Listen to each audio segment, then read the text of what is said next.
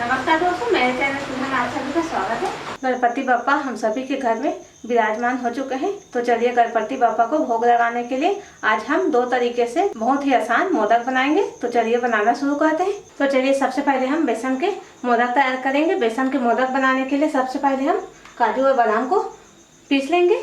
तो सबसे पहले हम बादाम डालेंगे। बादाम डालने के बाद अब हम काजू डाल लेंगे। मोदक बनाने के लिए आप कोई भी ड्राई फ्रूट का इस्तेमाल कर सकते हैं। चलिए अब हम इस काजू और बादाम को पीस के पाउडर तैयार कर लेंगे। अब हम चीनी को भी पाउडर बना के रेडी कर लेंगे। तो इस तरीके से चीनी को डालेंगे। चलिए अब हम इसका पाउडर तैयार कर लेते हैं। इस तरीके से हमने चीनी का भी पाउडर बना के रेडी कर लिया है। चलिए अब हम बेसन का मोदक बनाना शुरू करते हैं। बेसन के मोदक बनाने के लिए इस तरीके का कढ़ाई ले लेना है। कढ़ाई लेने के बाद मैंने यहाँ पे उसे गर्म करने के लिए रख दिया है। चलिए अब हम इस कढ़ाई में 100 ग्राम घी डाल लेंगे और घी को थोड़ा सा गर्म होने देंगे। अब हम इस घी में एक बड़ा कप बेसन डालेंगे। इस तरीके से बेसन को मीडियम आंच में लगातार चलाते हुए भूनना है।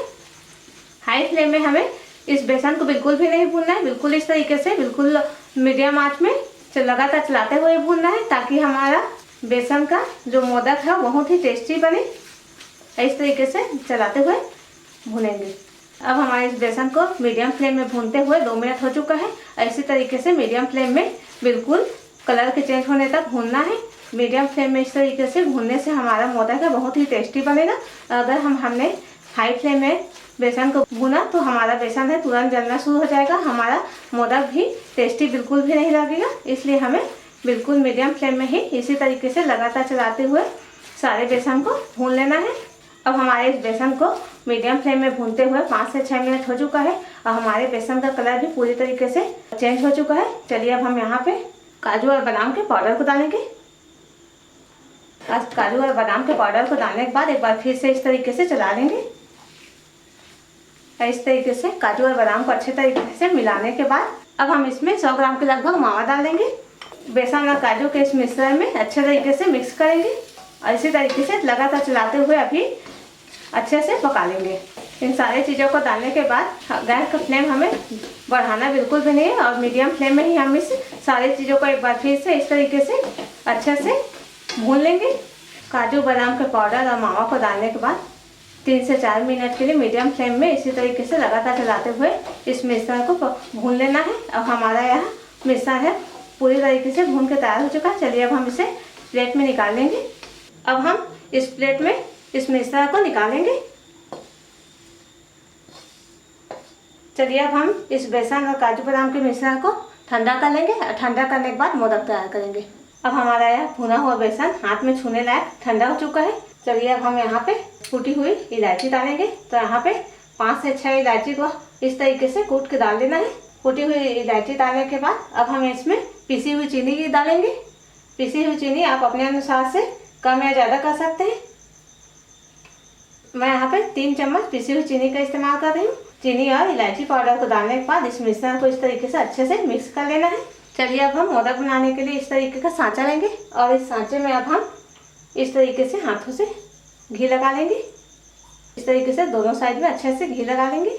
घी लगाने के बाद अब हम इस सांचे में थोड़ा सा ड्राई फ्रूट्स डालेंगे और ड्राई फ्रूट्स डालने के बाद इस बेसन के मिश्रण को इस सांचे में डाल देंगे।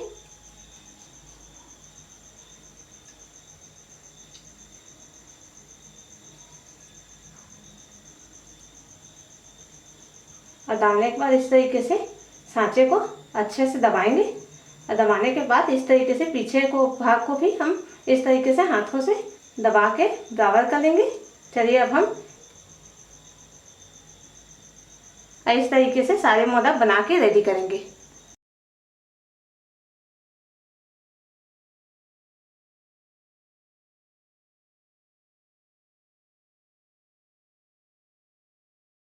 अब हमने बेसन के मोदक बना के रेडी कर लिए हैं। चलिए अब हम मावा से मोदक तैयार करेंगे। मावा से मोदक तैयार करने के लिए कढ़ाई लेंगे और कढ़ाई गर्म करने के लिए चढ़ा देंगे।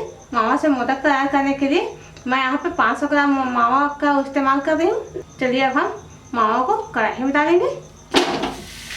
तो कढ़ाई में डालने के बाद इस तरीके से मावा को मीडियम फ्लेम में चलाते हुए पकाएंगे। गैस का फ्लेम मीडियम ही रखना है, बहुत ज़्यादा हाई नहीं करना है। और मीडियम फ्लेम में इस तरीके से चलाते हुए मावा को पका लेंगे। और आप देख सकते हैं मावा है हल्का नरम होना शुरू हो चुका है। अब हमारे मावा को मीडियम फ्लेम में पकते हुए 2 मिनट हो चुका है। चलिए अब हम इसमें बिल्कुल बारीक कटे ड्राई फ्रूट्स डालेंगे। ड्राई फ्रूट्स आप अपने अनुसार से कोई भी डाल सकते हैं। मैं यहाँ पे काजू और बादाम को बिल्कुल बारीक काट ली हूँ। और काटने के बाद अब हम इस बादाम और काजू को इस तरीके से मावा में डालेंगे।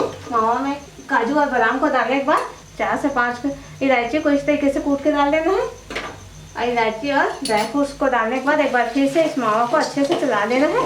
मावा का मोदक तैयार करने के लिए बहुत ज़्यादा मेहनत करने की बिल्कुल भी ज़रूरत नहीं, बहुत ही आसान तरीके से मावा मोदक तैयार हो जाता है। इस तरीके से सारे ड्राई फ्रूट को मावा में अच्छे तरीके से मिक्स कर लेना है। ड्राई फ्रूट डालने के बाद अब हम गैस का फ्लेम यहाँ पे बिल्कुल लो कर लेंगे और लो फ्लेम में इस मावा को 1 मिनट के लिए और भून लेंगे। अब हमारे इस मावा को लो फ्लेम में भूनते हुए 1 मिनट हो चुका है। चलिए अब हम इस मावा को एक प्लेट में निकाल लेंगे।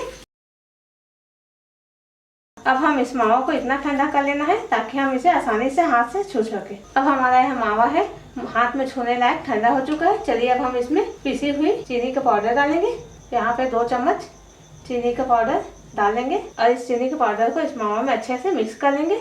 चलिए अब हम इससे मोदक तैयार करते हैं। चलिए अब हम इस तरीके का मोदक बनाने का मोल्ड लेंगे। इस मोल्ड में इस मावा के मिश्रण को इस तरीके से डालेंगे। इस तरीके से डालने के बाद इस तरीके से इस मोल्ड को बंद कर लेंगे और अच्छे से दबा लेंगे। हिस्सा को भी हम इस तरीके से बराबर कर लेंगे। इस मोल्ड को इस तरीके से अच्छे से दबा लेना है।